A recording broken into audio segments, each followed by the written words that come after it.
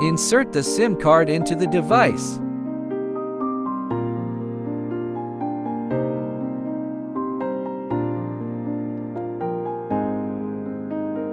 Open the software and connect to the device.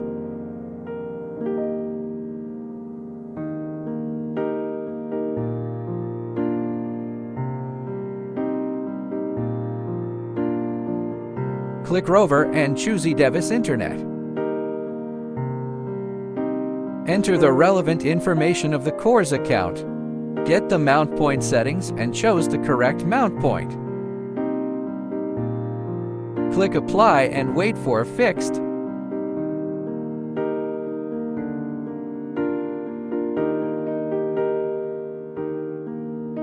Once you have confirmed that you have selected the correct coordinate system, you can start measuring.